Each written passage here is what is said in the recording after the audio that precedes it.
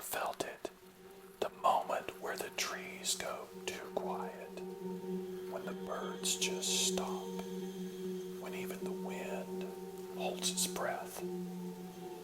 I was only a few miles from the next shelter. I had enough food, enough water, but something was wrong. The sun was still up, but the shadows, they moved like they had a mind of their own. That's when I saw it, a flicker of movement between the pines, and then nothing, not a sound, not a branch, only that feeling that I was being watched. And whatever it wasn't human. Case number 1, Trini Gibson. October 8th, 1976. Trini Gibson, age 16, was on a school field trip to the Great Smoky Mountains with 40 classmates. She was last seen walking just a few steps ahead of her classmates on the trail to Andrews Bald. One moment, she was visible. The next moment, she was gone. She didn't scream. No one heard a thing. Trained dogs tracked down her scent from the trail to a nearby parking lot. Then, the scent vanished. Some investigators believe she may have entered a car willingly, or she may have been abducted, but no one saw any strangers or vehicles in the area. Her belongings were left untouched. No ransom note, no signs of a struggle. Her family insisted that Trini was not the type to run away. To this day, there's no closure, only silence. Case number 2, Dennis Martin. June 14th, 1969, Spence Field in the Great Smoky Mountains National Park. 6-year-old Dennis Martin was camping with his father, grandfather, and his older brother. While the children played a prank by hiding from the adults, Dennis ran into the woods wearing a bright red t-shirt. He was never seen again. Within hours, a massive search began. Over 1,400 people, including park rangers, volunteers, the FBI, and the Green Berets, scoured the terrain. Yet, not a single shred of clothing or trace of Dennis was ever found. The official story claimed he likely succumbed to the elements, but oddities in the case remained chilling. One family reported hearing an unearthly scream echo through the forest shortly after Dennis's disappearance. Another claimed they saw a figure, either a man or a bear, carrying something red slung over its shoulder near Rowan's Creek. That sighting occurred just hours after Dennis disappeared. Stranger still, the Green Berets who participated in the search kept separate from the other teams. According to some accounts, they refused to share information and operated under classified instructions. No trace of Dennis Martin was ever found, not even a red t-shirt. Case number 3, Derek Joseph Luking. On March 17, 2012, Derek Luking, age 24, checked into a hotel in Cherokee, North Carolina. The next morning, he left without checking out. His car was found parked at Cleanman's Dome, which is only a short drive from Cherokee. Inside the vehicle, his backpack, his tent, food, water, and survival gear.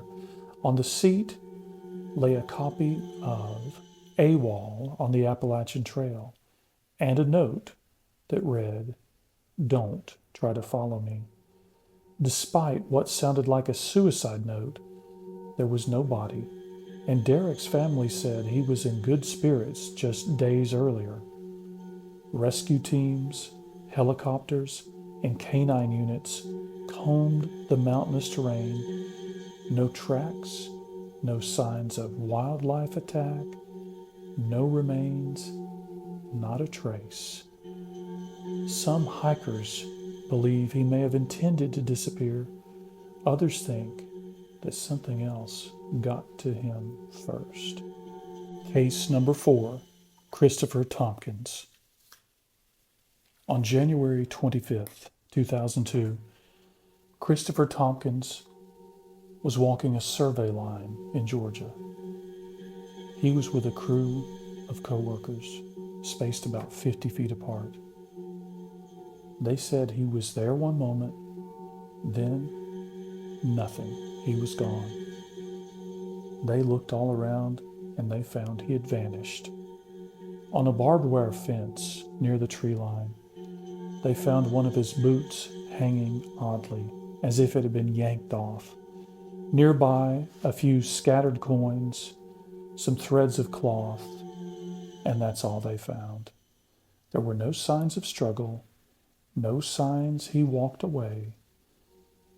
Later on, search teams and bloodhounds combed the area, and they found no trace of Christopher in any direction. His case was filed by the Sheriff's Department under unexplained disappearance. Case number 5, Eric Cheeks. He was just 19 years old.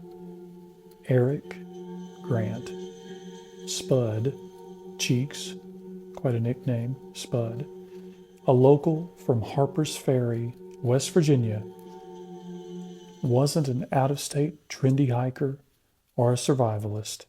He knew the woods. He'd grown up in the woods. He often was out walking in the woods. But in April of 2000, he walked into the woods and never came back.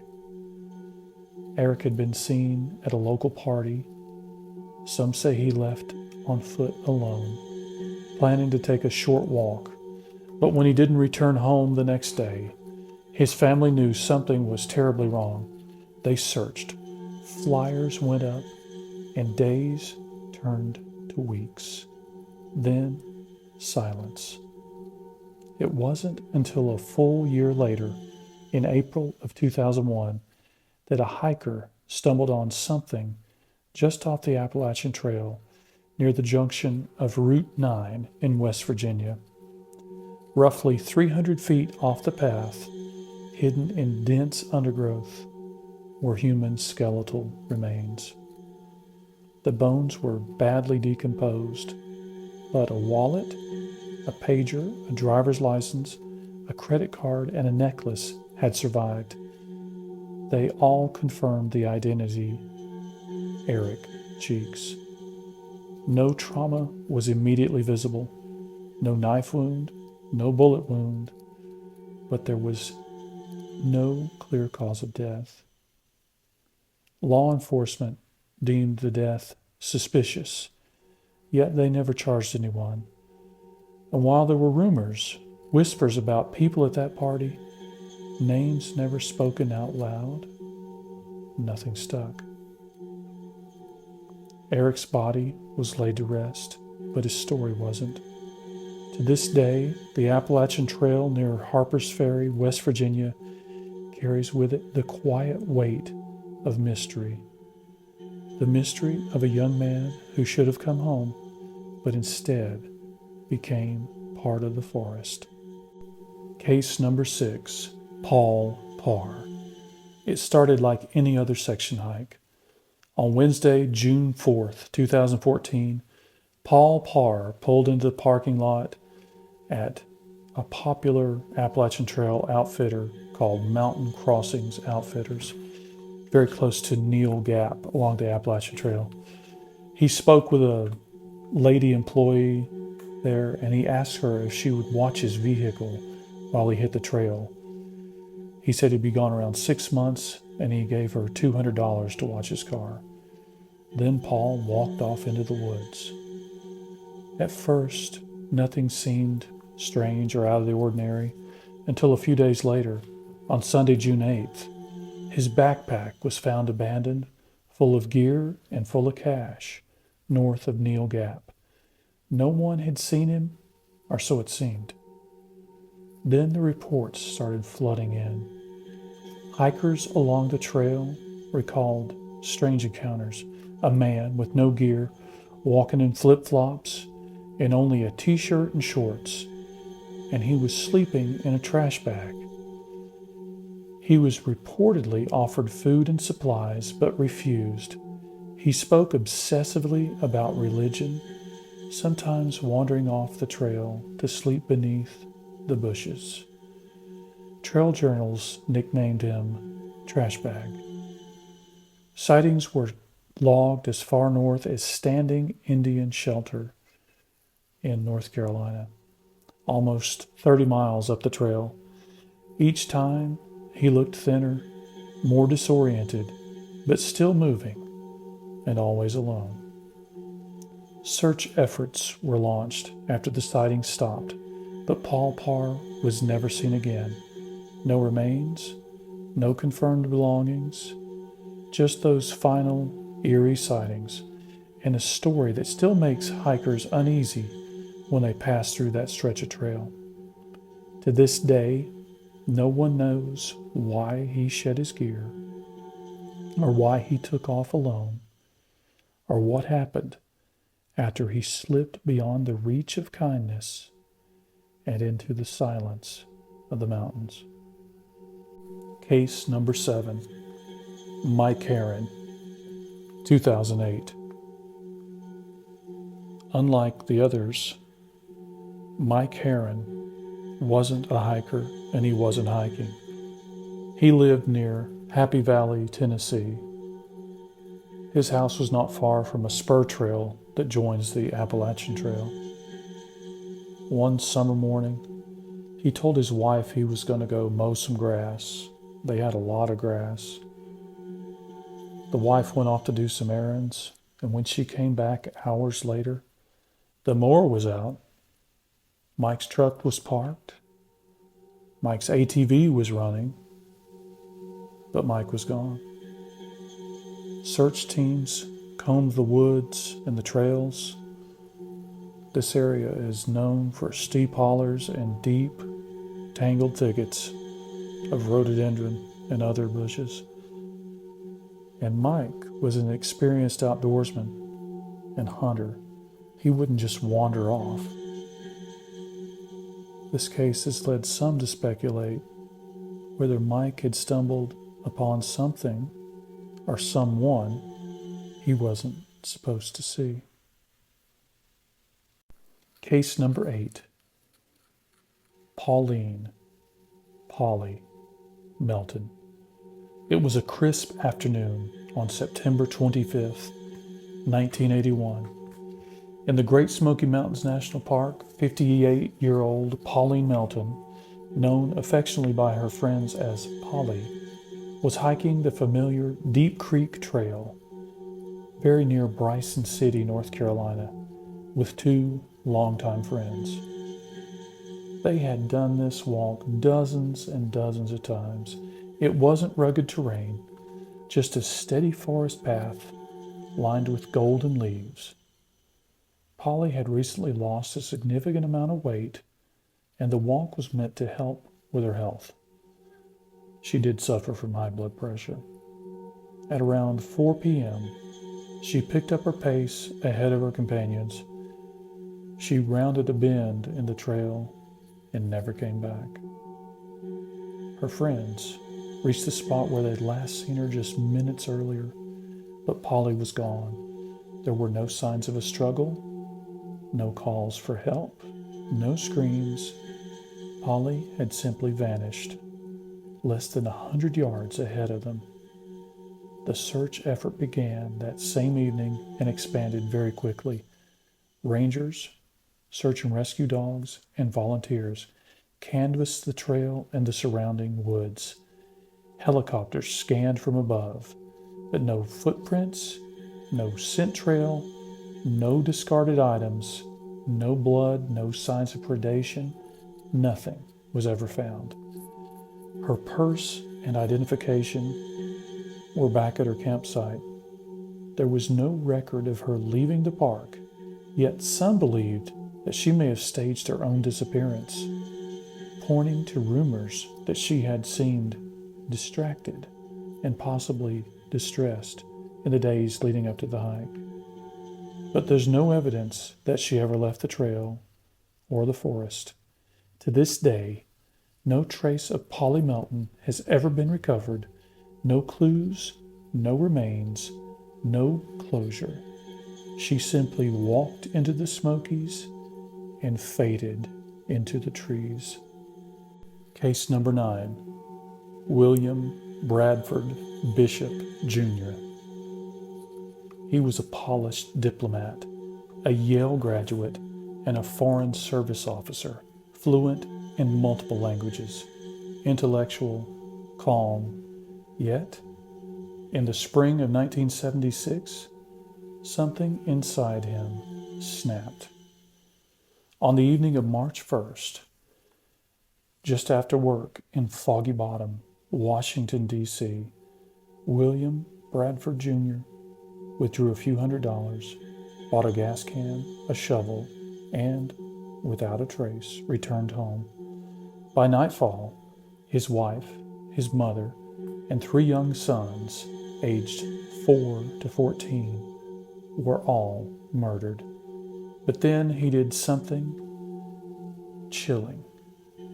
He loaded their bodies into his station wagon and drove 275 miles south to North Carolina. He burned them and he buried them. Just 2 weeks later, on March 18th, rangers in the Great Smoky Mountains discovered Bishop's abandoned 1974 station wagon parked in Elkmont, Tennessee, just off the Appalachian Trail. Inside, dog biscuits, a shotgun, a bloody tarp, and an axe, all handy items, but no Bishop. Bloodhounds tracked his scent to a nearby cabin and onto the trail, then lost the scent entirely on the Appalachian Trail. It was as if he had melted into the forest, and apparently he did. Despite decades of manhunts, age-progressed sketches, international sightings, and a spot on the FBI's 10 Most Wanted, Bishop was never caught. He may still be hiding in plain sight.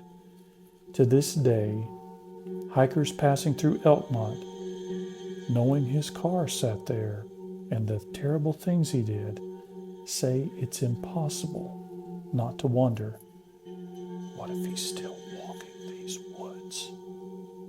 Case number 10, Paula Jean Weldon. In the late afternoon of December 1st, 1946, 18-year-old college student Paula Jean Weldon left Bennington College in Vermont. She was headed out for a short walk, not expecting the cold night to come so fast. Wearing a red parka, jeans, and some light sneakers, she hitchhiked down Route 9, and a local man dropped her off roughly 2 miles from the entrance to Glastonbury Mountain's Long Trail just before 3 p.m. And I should add that back in those days, hitchhiking wasn't the same as it is today. A lot of people did it, although I wouldn't recommend it then or now. But anyway, shortly after, she was seen by a hiker who asked her how far the trail went. Paula pointed north, and she said it stretched all the way to Canada. It was nearly 4 p.m. Darkness and snow were approaching, but Paula Weldon walked on into the woods, and she vanished. Over the next days, hundreds of students, soldiers, firefighters, and local police scoured the Long Trail and its ridgelines. Despite this massive effort, which included airplanes, dogs, ground crews, not a trace of poor Paula was ever found. No footprints in the snow turned up overnight. No belongings discovered. No signs of predation. Not even her watch or her wallet. Investigators at the time wondered, Did she get lost? Did she freeze to death? Or was there foul play? Some theories emerged. Here are a few of those theories. A local logger said he might have seen her the day before, but his stories changed over time. Suspicious sightings in Massachusetts of a woman that matched Paula's description came through. There was speculation of suicide, accentuated by the ominous temperature drop, so she could have gone out and intentionally frozen herself to death. She did leave behind her paycheck and all personal items, so that's a possibility. But no body was ever found. So Paula's disappearance was so mystifying. It happened in broad daylight with witnesses nearby. It was so strange that Vermont's governor actually acted on it. Within months, he formed the Vermont State Police, and they were headquartered at Paula's Mission in Action College. Within a short period of time, 6 other people vanished in the same area in the late 1940s and early 1950s, earning the area the ominous nickname, the Bennington Triangle. But Paula Weldon was the first and remains the most haunted disappearance of the Bennington Triangle. The woods around Glastonbury whisper her name. Some believe she walked into the snow, never to be seen again. But until proof is found, Paula remains missing, her last footsteps echoing down the long trail, fading into legend. And Long Trail is now part of the Appalachian Trail. The Appalachian Trail is one of the longest trails in the entire world. It stretches over 2,200 miles. It crosses some of the most beautiful and most unforgiving land in North America. For most, it's a journey of peace and discovery. But for these 10 people, and a lot of others, the trail seems to have swallowed them whole. Some believe it was nature that took them. Others suspect it was something darker, something unknown, perhaps something known. But out there, past the tree line, past the last marker, something waits, and it's been waiting out there for a very long time.